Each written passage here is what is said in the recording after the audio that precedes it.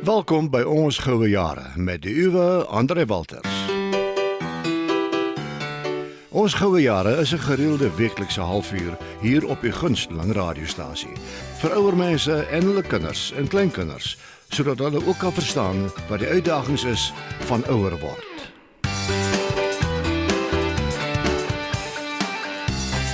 Ja, dit is weer tyd vir 'n bietjie tee drink of koffie drink en lekker gesels.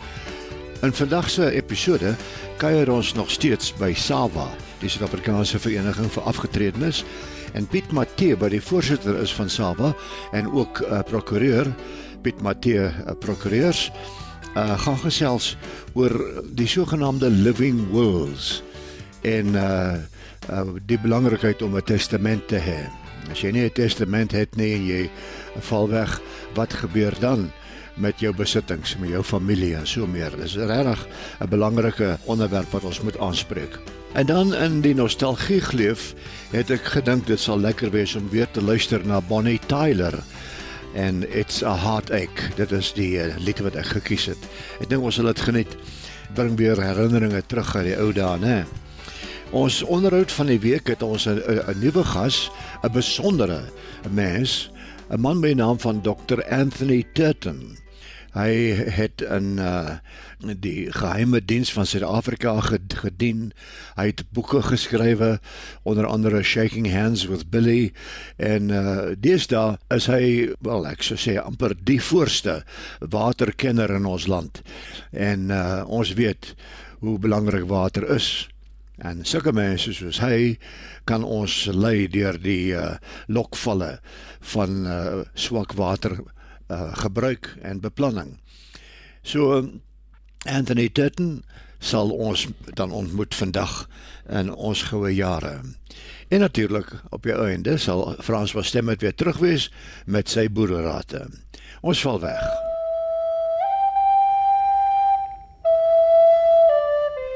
En nou is dit tyd vir Goed om te weet met SAWA, die SA Vereniging vir Afgetredenes, die voorste organisasie vir senior mense. In hierdie reeks gesels ons met verskeie mense van SAWA oor sake wat van lewensbelangrike belang is. Today we have Mr. Piet Matthee on the line. Welcome, Piet, to our golden years. Thank you so much, Andre. Piet is also the chairperson of SAWA, and he's a lawyer. In fact, Piet is doing my trusts and my will, and he's going to put a living will in for me. So, Piet, can we tackle this topic of having a proper will? Yes. Andre, making a will is planning for the future. Yeah. And ensuring that your family and loved ones will be cared for when you are no longer there to protect them yourself. You're in fact protecting them while you're still alive. Exactly. It's not a morbid or depressing task. On the contrary, knowing your possessions will be divided up according to your wishes, Yeah. that your affairs will be handled by someone you know and trust. Yeah.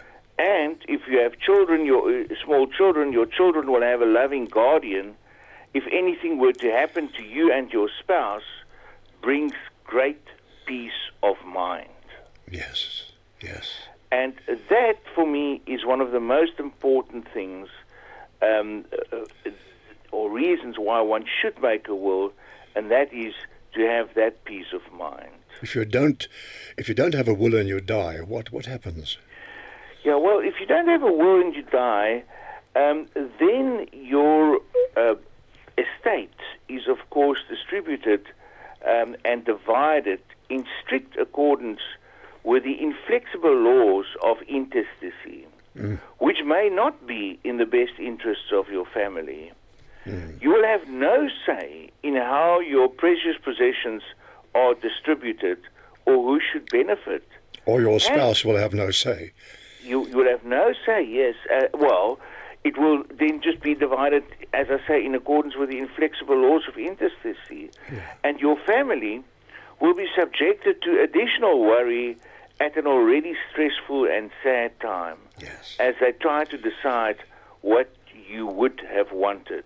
Yeah, but you see, in my case, Pitt is handling my will for me.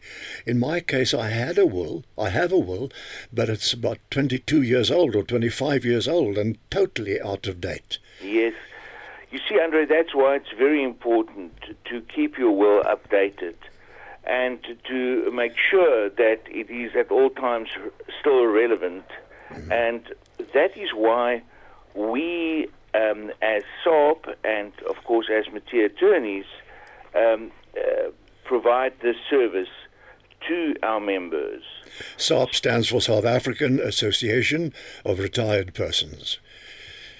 And therefore, members of SARP are welcome to contact us, and we offer the members of SARP professional services in respect of the drafting of the will, estate planning, and executive services at the discounted rate, but the drafting of the will and the estate planning at no cost to our members, as SARP and ourselves share those costs.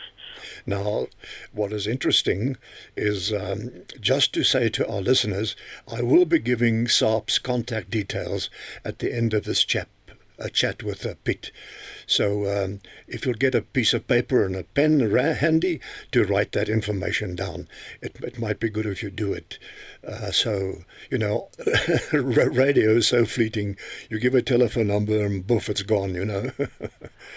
Pitt, yes, yeah. you see, Andre, if a member of SARP appoints SARP and ourselves as the co-executors of their estates, as I said, we will attend to and see to the professional drafting of their wills at no cost to themselves to ensure that it correctly reflects their last wishes.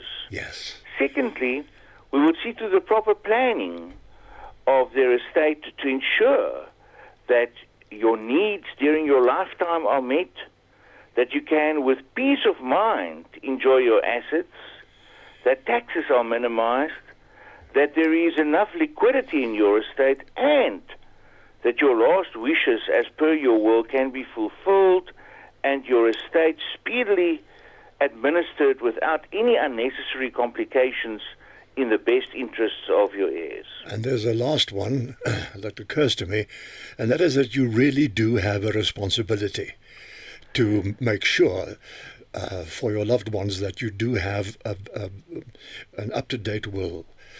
I think it's a personal responsibility, an absolute responsibility. You're so right, Andre, and it shows that you love and care for them. Yeah, and that you thought of them while you were still here to do the thinking. Exactly. Yeah. Okay, I hear somebody in the background. That's fine. I've just put that off. Oh, I see. Is it your phone? Yeah. Somebody wanting to have a will from you. Yeah. Pitt, this is a complicated matter. I was also thinking of living wills. What is a living will? Certainly, Andre, if you want me to discuss that at this stage, I will gladly do so. Or is there still more to say about the responsibility of having a will?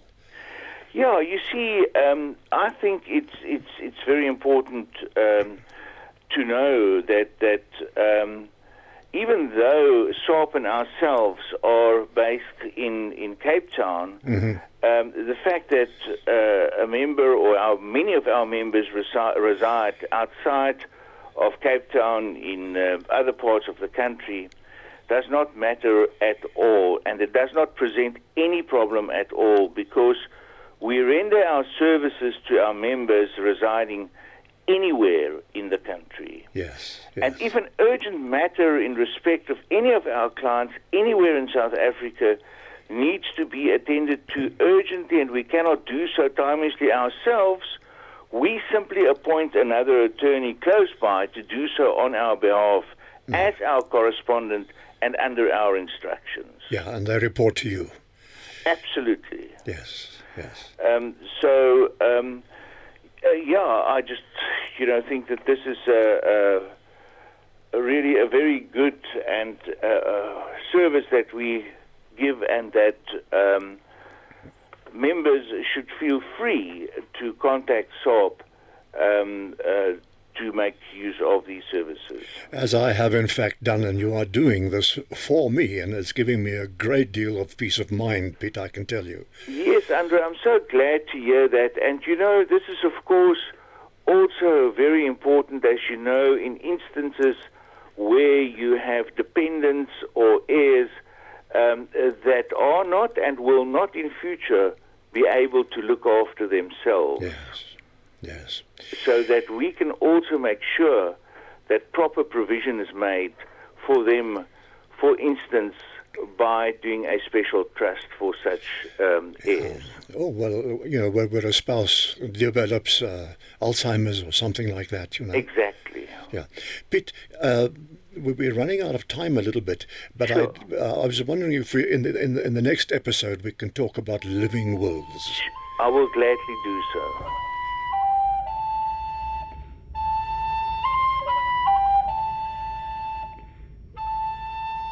Dit was Piet Matthee wat gepraat het oor die belangrikheid om 'n testament te hê. Volgende week gesels hy oor die sogenaamde living wills en 'n paar ander dinge ook.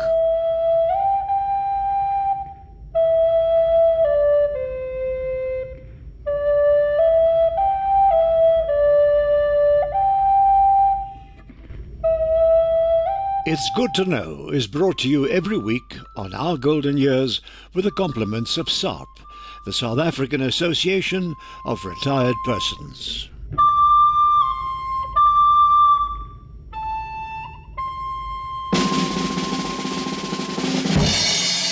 SAVA, die SA Vereniging vir Afgetredenes, 'n uitsonderlike organisasie vir mense 50 jaar en ouer.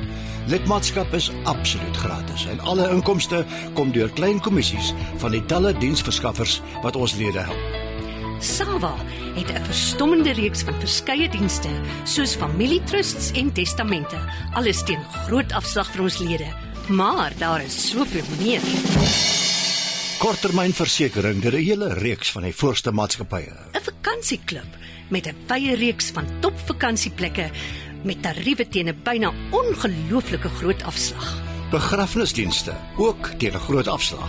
'n Gratis afslag en lojaliteitskaartjie met voordele en besparings op die Mahala lojaliteitsprogram en waarmee jy jou eie afslae as 'n senior burger kan beding. Die SAVA leefstyl skeepvaarte, waar jy rustig op die dek kan lê en droom op die oseaan. 'n Gratis gereelde SAVA nuusbrief met noodsaaklike inligting en artikels vir mense ouer as 50. Besoek www.sarp.net, spel dit SAARP, of skakel hulle by 021 592 1279 en sluit vandag aan. Kry jou gratis lidmaatskapkaartjie en geniet die lewe baie meer vir baie minder. En hier is Bonnie Tyler om nostalgiese herinneringe uit die ou dae vir ons te bring met It's a Heartache. It's a heartache, nothing but a heartache. Hits you when it's too late, hits you when you're down. It's a fool's game, nothing but a fool's game. Standing in the cold rain, feeling like a clown. It's a heartache, nothing but a heartache. Love him till your arms break, then he lets you down. It ain't right with love to share when you find he doesn't care for you. It ain't wise to need someone as much as I depend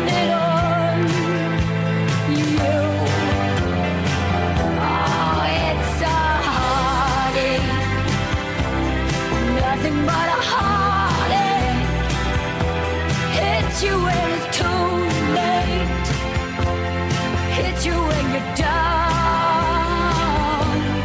It's a fool's game, nothing but a fool's game. Standing in the cold rain, feeling like a clown.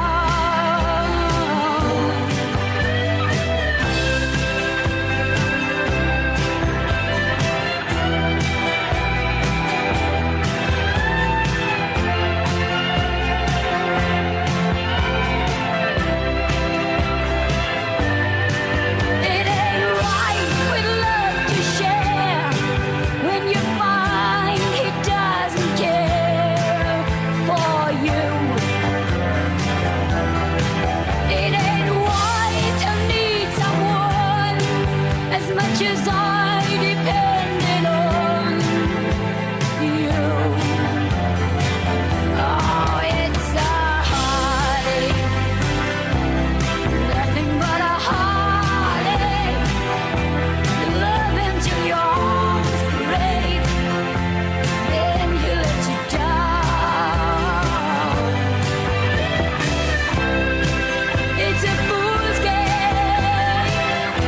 standing in the cold rain,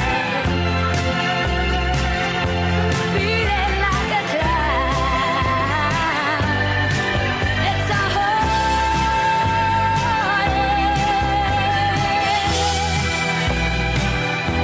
love until your arms break, then he lets you down. It's a fool's game. Dit was Bonnie Tyler met It's a Heartache.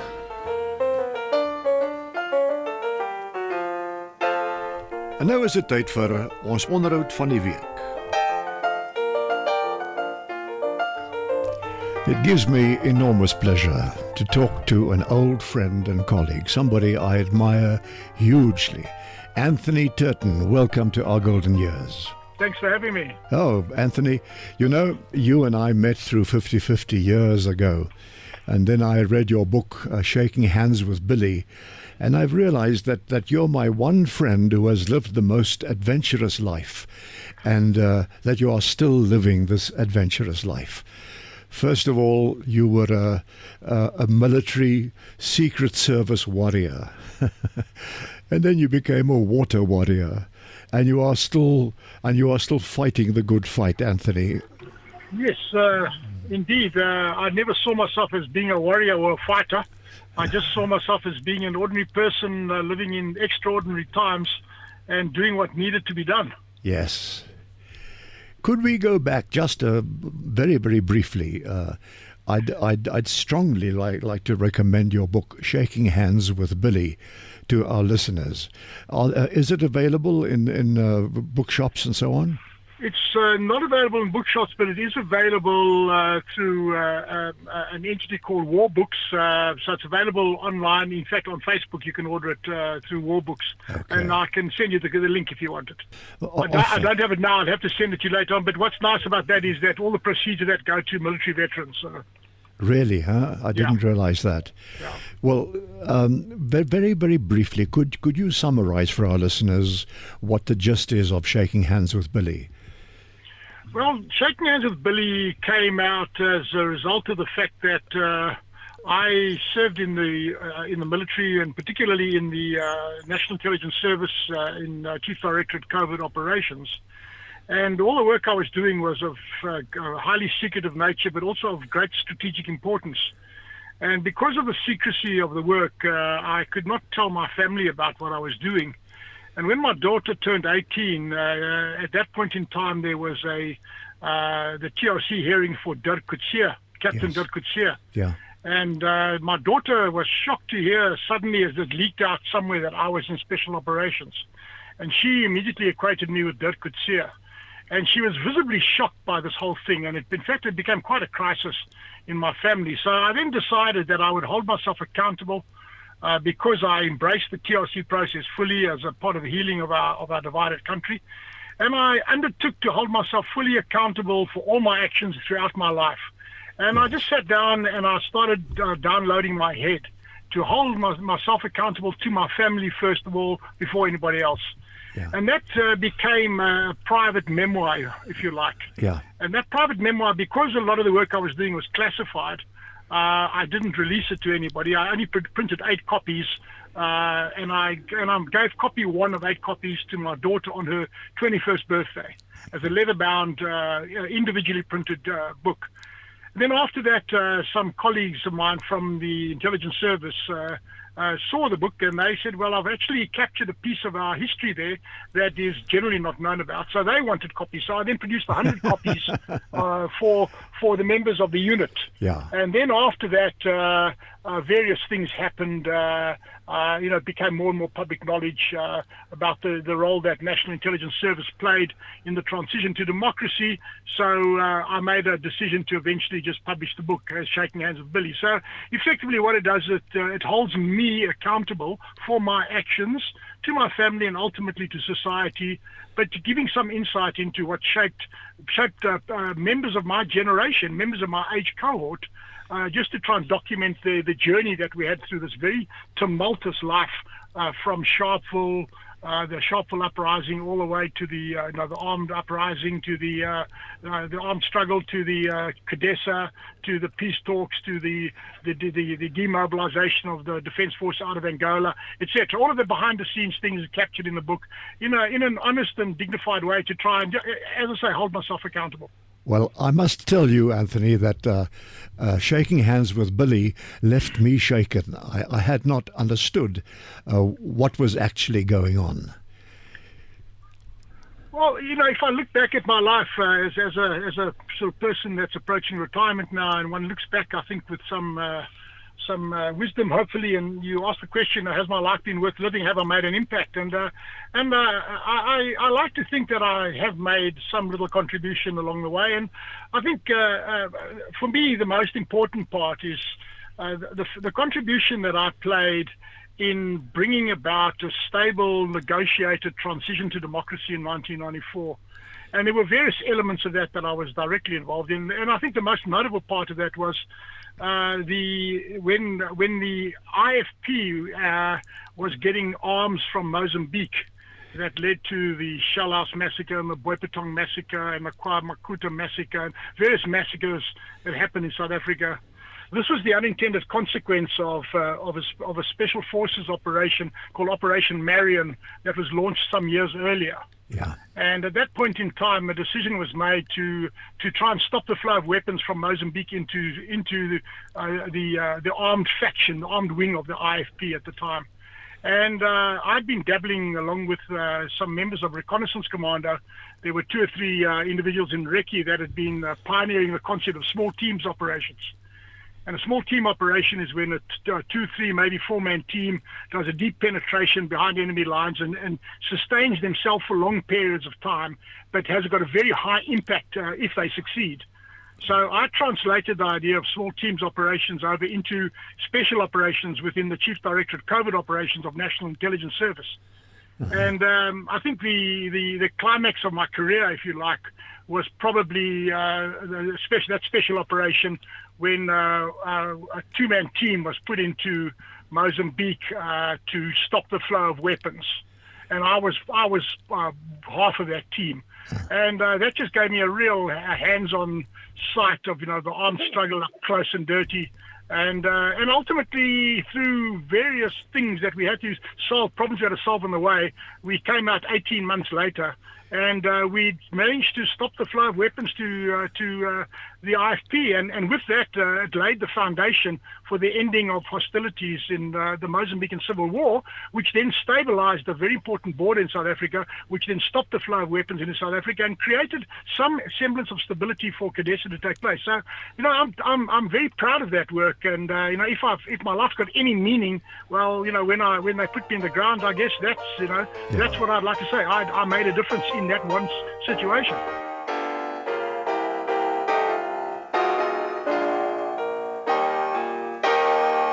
Volgende week sit ons gesprek voort met Anthony Tutton, 'n man met ongelooflike entoesiasme en groot kennis en energie. Iemand wat ek bewonder. Ek dink hy's 'n aanwinst vir ons land.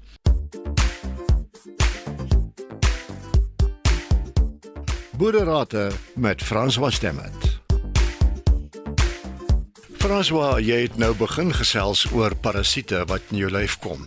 Deur die honde wat op jou bed slaap en jy weet die troeteldiere wat jou in die gesig lek en so meer. Nee, Andre, daar is mense moet my nie verkeerd verstaan wat troeteldiere betref nie. Troeteldiere is nodig.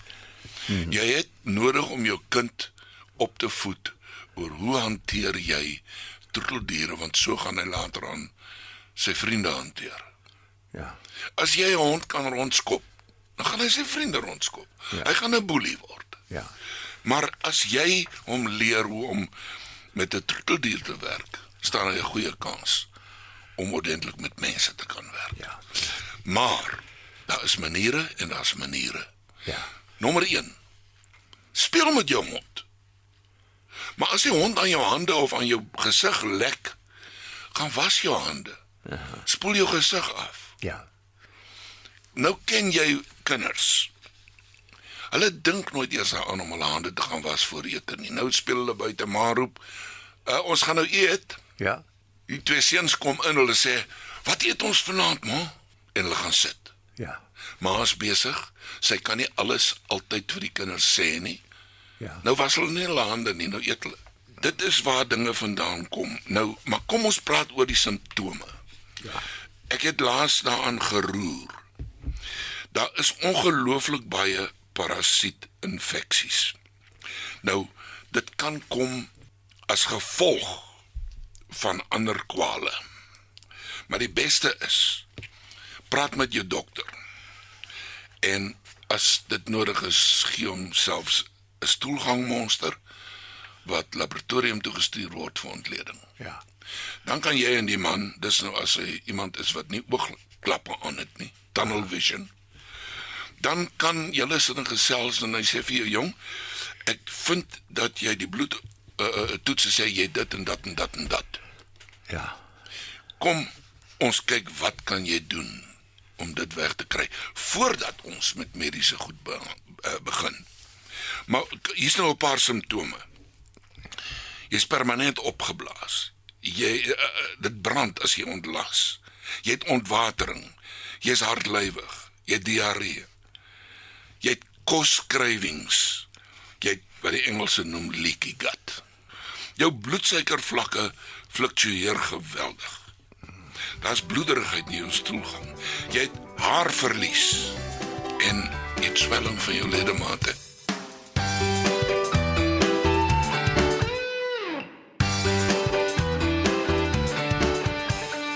Jammer maat, ons tyd het 'n bietjie uitgeloop, maar ons gesels volgende week verder oor parasiete en die tekens wat hulle in 'n mens se liggaam kan nalat.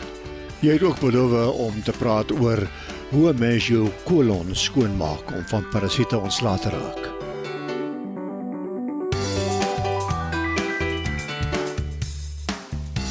Nou ja, daar sê ons bereik die einde van hierdie episode. Hoop julle het dit saam met my geniet. 'n Lekker koppie koffie of 'n koppie tee en ek wil net voordat ons loop, wil ek net gou-gou sê waar julle na ons kan luister op Ons Goue Jare. Dit is www.facebook.com// klein lettertjies Ons Goue Jare.